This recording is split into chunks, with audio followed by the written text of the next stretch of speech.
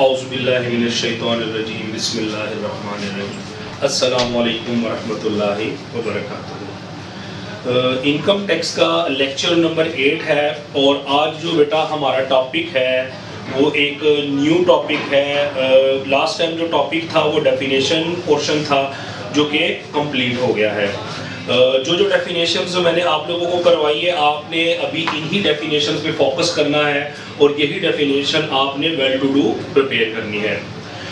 Chapter number 6 है और chapter is basically relevant to capital and revenue. इसके अंदर असल में आपने दो बातें सीखनी है, एक तो कैपिटल और रेवेन्यू एक्सपेंडिचर के हवाले से और एक कैपिटल और रेवेन्यू रिसीट के हवाले से। इसके अंदर दो बातें हैं। आप लोग मेरे ख्याल से बल्कि मैं 100% कह सकता हूं कि आप लोग कैपिटल और रेवेन्यू एक्सपेंडिचर के बारे में आईकॉम पार्ट 1 में भी पढ़ के आए हैं प्रॉपर चैप्टर, और आप लोग बीकॉम पार्ट 1 के अंदर भी पढ़ के आए हैं। तो वहां पे हमने ये डिसाइड करना होता था कि item of expenditure capital nature का है या रेवेन्यू नेचर का है। इनकम टैक्स के हवाले से बेटा आपने एक बात गौर से ठीक है समझनी है और इसको बड़ा ठीक है ध्यान रखना है कि जब भी हमने ये डिफरेंशिएट करना है कि ये कैपिटल है या रेवेन्यू है, और दो बातें हैं, एक्सपेंडिचर है या रिसीट है। अगर ये डिफरेंशिएट पता है एक स्टूडेंट को तो वो ठीक है कलेक्ट जो अमाउंट ऑफ टैक्स है ना वो कैलकुलेट कर सकता है, अदरवाइज नहीं हो सकता। क्योंकि अगर मैं रिसीट की बात करूं कि कैपिटल रिसीट और रेवेन्यू रिसीट, जब हमने टैक्स कैलकुलेशन करनी है, जो कैपिटल रिसीट होती है इस पे कभी भी बेटा टैक्स चार्ज नहीं होता। टैक्स हमेशा चार्ज होता है तो रेवेन्यू रिसीट के ऊपर। रेवेन्यू रिसीट वो होती है जो अकाउंटिंग पीरियड के अंदर आपको रिकरिंग, ठीक है, आपने कोई गुड सेल की है, कोई चीज सेल की है, ठीक है, जिसके ऊपर आपको रिसीट आई है तो वो क्या कहलाएगी, रेवेन्यू रिसीट कहलाएगी।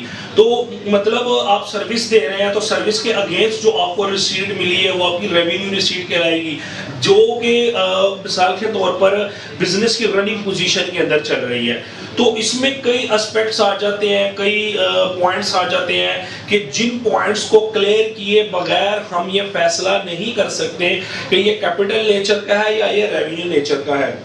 और कैपिटल और रेवेन्यू रिसीट्स में फर्क किए बगैर हम कभी भी बिजनेस की करेक्ट नेट इनकम या जो नेट रेवेन्यू है वो कभी भी हम क्या कर सकते हैं, फाइंड नहीं कर सकते हैं।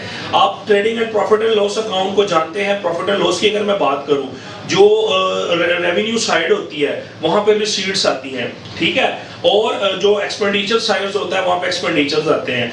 तो मतलब इसी तरह अगर रिसीट की के हवाले से मैंने बात की है तो साथ ही अगर एक्सपेंडिचर के हवाले से मैं बात करता हूं तो जब तक हमें ये नहीं पता कि ये एक्सपेंडिचर कैपिटल एक्सपेंडिचर है या रेवेन्यू एक्सपेंडिचर है, क्योंकि कैपिटल एक्सपेंडिचर जो है वो कभी भी हम क्या करते हैं, हम प्रॉफिट एंड लॉस अकाउंट में उसको माइनस नहीं करते हैं, हमेशा हम उस एक्सपेंडिचर को ट्रीट करते हैं जो रेवेन्यू नेचर का होता है। अब कई पॉइंट्स हैं जिसको मद्देनजर रखकर हमने इनमें डिफरेंशिएट करना है। तो इसमें अगर मैं बात करता हूं सबसे पहले पॉइंट की बेटा वो बनता है परचेजिंग ऑफ एन एसेट। जब आप कोई एसेट खरीदते हैं, एसेट कौन सा होता है, जो बिजनेस में इस्तेमाल होता है, ठीक है। कुछ आपको पता है एसेट्स के वेरियस टाइप्स ऑफ कैटेगरीज है, टेंजिबल एसेट्स है, इनटेंजिबल एसेट्स है। टेंजिबल एसेट वो होता है जो फिजिकल एग्जिस्टेंस रखता है, और इनटेंजिबल एसेट वो होता है जो फिजिकल एग्जिस्टेंस कतई तौर पर नहीं रखता। लाइक पेटेंट्स, कॉपीराइट्स, ट्रेडमार्क्स वगैरह ये आपके इनटेंजिबल एसेट्स होते हैं। तो एसेट्स में अब आपको पता है फर्दर कैटेगरीज में कुछ फिक्स एसेट्स होते हैं, कुछ करंट एसेट्स होते हैं। फिक्स एसेट्स जिसका फायदा 1 साल से ज्यादा होता है, करंट एसेट्स जिसका फायदा 1 साल से कम पीरियड के लिए होता है। जैसे अगर मैं परचेजिंग ऑफ एसेट की बात करूं तो जब आपने एक एसेट परचेज करना है तो आपने एक्सपेंडिचर के हवाले से, कौन सा, कैपिटल एंड रेवेन्यू एक्सपेंडिचर के हवाले से भी मैं बात कर रहा हूं। अगर हमने किसी एसेट को परचेज किया और देखा कि जो हमने उस एसेट के ऊपर खर्चा किया अगर वो फिक्स एसेट के ऊपर कॉस्ट आई है तो वो आपका कहलाएगा कैपिटल एक्सपेंडिचर। यानी जो फिक्स एसेट के ऊपर एक्सपेंडिचर आएगा फिक्स एसेट के ऊपर जो एक्सपेंडिचर आएगा वो हमारा कहलाएगा कैपिटल एक्सपेंडिचर। और फिक्स एसेट क्या है इसके भी मैं एग्जांपल देता हूं। और जैसे कि आप कॉटन, रुई से कॉटन बनाना चाहते हैं, ठीक है, तो रुई से कॉटन बनाने के लिए एक मशीनरी रिक्वायर्ड होगी। उस मशीनरी को जिसे कॉटन गिनिंग मशीनरी कहती है, जो कि जिसका मतलब होता है कि कॉटन को भूनने वाली मशीन, कि जो रॉ कॉटन होती है उसको वो क्या करता है, मुख्तलिफ प्रोसेसेस से गुजारता है। तो जब हमने कॉटन बनाना है उस सूरत में हमने कॉटन को जो रॉ मटेरियल है जिसको वो प्रोसेस करता है, ये सारा अमल जो मशीनरी करती है, उस मशीन को खरीदने के ऊपर जो हम कॉस्ट बेयर करेंगे, जो हम वैल्यू देंगे, वो हमारी क्या कहलाएगी, कैपिटल एक्सपेंडिचर कहलाएगा, जो हम पैसा उसके ऊपर खर्च करेंगे। इसके साथ अगर मैंने कॉटन बनाना है तो जाहिर सी बात है मशीनरी के अलावा मुझे रॉ फॉर्म में कॉटन भी तो खरीदनी पड़ेगी ना, अपने खेत तो नहीं है तो मुझे कॉटन खरीदनी पड़ेगी। वो जो कॉटन में खरीदूंगा वो रॉ मटेरियल है, और हमें पता है कि जब हमने प्रोडक्शन करनी है तो मशीन तो हमने एक ही बार खरीद के रख लेनी है, लेकिन रॉ मटेरियल हमें बार बार क्या करना पड़ता है, खरीदना पड़ता है। तो रॉ मटेरियल जो है ये रिकरिंग नेचर का है। रिकरिंग का मतलब होता है जिसके ऊपर बार बार खर्चा किया जाता है। तो आपकी बुक के ऊपर ये प्रॉपर मेंशन है कि जो अगर हम कोई फिक्स एसेट परचेज करते हैं तो उसके ऊपर जो एक्सपेंडिचर करेंगे वो कैपिटल कहलाएगा। और ये जो कॉटन की मैंने एग्जांपल दी है रॉ मटेरियल की, ये फ्लोटिंग एसेट कहलाता है। फ्लोटिंग एसेट वो एसेट होता है जो बिजनेस की रनिंग पोजीशन में हम क्या करते हैं, उसको बार बार यूज करते हैं। तो जो कॉटन गिनिंग मशीन है वो कैपिटल, उसके ऊपर जो एक्सपेंडिचर होगा वो कैपिटल एक्सपेंडिचर, और कॉटन के रॉ मटेरियल परचेज करने पे जो एक्सपेंडिचर होगा वो आपका कहलाएगा रेवेन्यू एक्सपेंडिचर। तो उसके बाद सेकंड पॉइंट है जी डिफरेंशिएट बिटवीन कैपिटल और रेवेन्यू एक्सपेंडिचर। वो आपका बेटा पॉइंट बनता है जी पीरियड ऑफ बेनिफिट। अगर आप एक और डिफरेंशिएट करना चाहते हैं कैपिटल और रेवेन्यू एक्सपेंडिचर के बारे में, वो है पीरियड ऑफ बेनिफिट, यानी कितने अरसे तक वो उससे आपको फायदा पहुंचता है। मसलन ये जो खर्चा आप कर रहे हैं, क्या उस खर्चे का फायदा एक अकाउंटिंग पीरियड से कम है, एक अकाउंटिंग पीरियड से ज्यादा है। नॉर्मली अकाउंटिंग पीरियड भी बेटा 12 महीनों का अरसा होता है और टैक्स ईयर भी 12 महीनों का ही अरसा होता है। हम टैक्स पर्पस के लिहाज से पढ़ रहे हैं, वही जो अकाउंटिंग पीरियड है वही टैक्स ईयर हम कंसिडर करते हैं।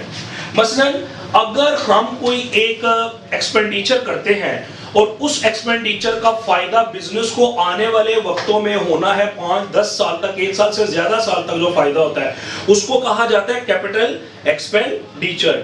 और इसकी मैं आपको बेस्ट एग्जांपल देता हूं। मिसाल के तौर पर आपकी बुक के अंदर भी है कि एक कंपनी ने एक न्यू प्रोडक्ट मार्केट के अंदर लॉन्च करनी है। मार्केट के अंदर एक कंपनी ने न्यू प्रोडक्ट लॉन्च करनी है, तो उस न्यू प्रोडक्ट को लॉन्च करने के ऊपर जितनी एडवर्टाइजमेंट की कॉस्ट आएगी, जो इश्तहारबाजी तशहीर के अखराजात आएंगे, वो सारे के सारे कैपिटल एक्सपेंडिचर कहलाएंगे। यानी फर्स्ट टाइम एक नई प्रोडक्ट बनाई है, उस नई प्रोडक्ट की मार्केटिंग करनी है, लाहौर में भी उसके ऊपर ठीक है लोगों को बताना है, कराची में भी बताना है, इस्लामाबाद में भी बताना है, ओवरऑल आप ये कह लें कि पूरे पाकिस्तान में लोगों को अवेयर करना है कि ये कंपनी है हमारी और हमारी कंपनी ने ये न्यू प्रोडक्ट लॉन्च की हुई है। उसके लॉन्चिंग के ऊपर जो एडवर्टाइजमेंट कॉस्ट आएगी उस कंपनी के लिए फर्स्ट टाइम वो कॉस्ट कहलाएगी कैपिटल एक्सपेंडिचर। और उसके साथ फिर डेली बेसिस के ऊपर महीने बार उसमें फिर वो प्रोडक्ट तो एक बार खर्चा हो गया उसके ऊपर, और ये जो एक बार खर्चा हो गया जब कस्टमर अवेयर हो गए, लोगों को पता चल गया, इसका मतलब उस कंपनी ने काफी कस्टमर को अपनी तरफ अट्रैक्ट कर लिया इस खर्चे की वजह से, इसलिए इसको कैपिटल एक्सपेंडिचर कहते हैं। अब उसके बाद नॉर्मली फिर बार बार हर महीने वो 15 दिन बाद टीवी वगैरह पे ऐड दिलवाते हैं, प्रोडक्ट वही है ठीक है, लेकिन ऐड उनका फिर भी चलता जा रहा है। उसके ऊपर जो इखराजात आएंगे, जो डे टू डे एडवर्टाइजमेंट के ऊपर, जिसको हम कहते हैं कि डे टू डे एडवर्टाइजमेंट, कोई मॉडिफिकेशन आ गई, कोई इनोवेशन आ गई न्यू, तो उसके ऊपर जो इखराजात आते जाते हैं वो फिर कहलाएंगे रेवेन्यू एक्सपेंडिचर्स। तो थर्ड नंबर पे फिर हमारा जो पॉइंट बनता है that is initiation of business. Initiation of business के हवाले से दो बातें ध्यान में रखनी है और दोनों में बारी बारी एक्सप्लेन करूंगा। इसमें रेवेन्यू एक्सपेंडिचर के हवाले से आपकी बुक में एग्जांपल उसने इतनी क्लियर कट नहीं दी हुई है, उसकी भी मैं आपको एग्जांपल दूंगा। इनिशिएशन कहते हैं आगाज को, शुरुआत को। मतलब जब हम किसी बिजनेस को शुरू करते हैं तो उसके शुरू करने के ऊपर जो इखराजात आते हैं, उन इखराजात को हम कैपिटल एक्सपेंडिचर कंसिडर करते हैं, क्योंकि इन एक्सपेंडिचर का बेनिफिट जो है वो बिजनेस को मोर देन 1 अकाउंटिंग ईयर हो सकता है, एक से ज्यादा साल हो सकता है। मिसाल के तौर पर जब एक पार्टनरशिप फॉर्म बनती है जिसमें 2 या 2 से ज्यादा पार्टनर्स हैं, तो उस फॉर्म को रजिस्टर करवाने के ऊपर, यानी रजिस्ट्रेशन करवाने के लिए फॉर्म सी हासिल करने के लिए, जो कि रजिस्ट्रार ऑफ ठीक है फॉर्म से हम रजिस्टर करवाते हैं। तो जो किसी भी हम लॉयर को लेते हैं और उस लॉयर की सर्विसेज लेते हैं, लाइक हम भी, आपको पता मैं भी ये काम करता हूं, तो मेरे पास आप में से कोई 2 स्टूडेंट आ जाते हैं कि सर आप ऐसा करें, ये हमारी इस नाम से ABC नाम से ये फॉर्म है, तो 2 इसमें पार्टनर है, 50-50% हमारा शेयर है, तो आप इसको रजिस्टर्ड करवा दें। तो मैं आपको कहूंगा कि बेटा ये फॉर्म रजिस्टर होने के मिसाल के तौर पर 10,000 रुपए चार्जेस है, तो 10,000 रुपए चार्जेस फॉर्म रजिस्टर करवाने के लिए आपने जो मुझे पे किए ना, तो आपके बिजनेस के लिए वो 10,000 क्या कहलाएंगे? कैपिटल एक्सपेंडिचर्स कहलाएगा। वो आप एक ही बार करोगे 10,000, बार-बार नहीं करोगे, लेकिन फॉर्म आपकी बन गई है, उस एक्सपेंडिचर का फायदा आपको अगली पूरी जिंदगी में होना, जब तक आपकी फॉर्म है वो चलती जा रही है, जब तक आप पार्टनर्स के दरमियान म्यूचुअल कॉन्सेंट है, ठीक है, बाहमी रजामंदी है सबके दरमियान, कोई लड़ाई झगड़ा नहीं है, तो बिजनेस चल रहा है, आप एग्री हैं, तो इसका मतलब वो खर्चा एक ही बार होगा। लेकिन उसके साथ अगर सेकंड एंगल पे बात की जाए कि मिसाल के तौर पर जब फॉर्म बन गई है तो आप काम कर रहे हैं और आपने अपने पास लेबर को लगा लिया है, आपने अपने पास एम्प्लॉइज को लगा लिया काम के ऊपर, वो एम्प्लॉइज आ रहे हैं और आपको सर्विस दे रहे हैं, काम कर रहे हैं और आप उनको सैलरीज पे कर रहे हैं। ये खर्चा आपने एक ही बार किया जो आपने रजिस्ट्रेशन के ऊपर लॉयर को दिया, जैसे मुझे जो आपने दिया। लेकिन जो आपके पास काम कर रहे हैं उनको आपको मंथली बेसिस के ऊपर सैलरी देनी पड़ेगी, और जो माल लोड और अनलोड करेंगे, मतलब अगर वो वीकली आपका माल आता तो आप उनको वीकली बेसिस के ऊपर पेमेंट करेंगे, और अगर डेली बेसिस पे आपने कुछ वेजर रखे हुए जिनको आप वेजेस पे कर रहे हैं, तो वो आपका डे टू डे ट्रांजैक्शन के हवाले से होगा। तो मेरे ख्याल से आपको क्लियर होना चाहिए इनिशिएशन ऑफ बिजनेस के हवाले से भी। इस लेक्चर के अंदर मैंने ये तीनों पॉइंट्स को एक्सप्लेन कर दिया। आई होप कि आप लोगों को ये तीनों पॉइंट्स क्लियर होंगे हैं जिस तरह डिटेल में मैंने इनको एक्सप्लेन किया। अगर आप लेक्चर सुनते वक्त अपनी बुक बिल्कुल सामने रखते हैं, चैप्टर नंबर 6 ओपन करते हैं, तो स्टार्टिंग में मैंने कैपिटल और रेवेन्यू के बारे में जो इंट्रोडक्शन में 2-3 मिनट के बारे में डिटेल बताई है, वो जो ऊपर वाले पैराग्राफ में डिटेल्स है आपको वो वही मिलेगी इंशाल्लाह ताला। और उसके बाद इन पॉइंट्स के बारे में जो मैंने बताया, मैंने तकरीबन वही बताया, और उसके अलावा जो मेरा पर्सनल एक्सपीरियंस है, पर्सनली जिस तरह प्रैक्टिकल वर्क है, उसके हवाले से भी मैंने आपको जो एग्जांपल थी वो बता दी है। आई होप कि आप लोगों को इंशाल्लाह ताला क्लियर हो गया होगा। अपना ख्याल रखिएगा। अल्लाह हाफिज।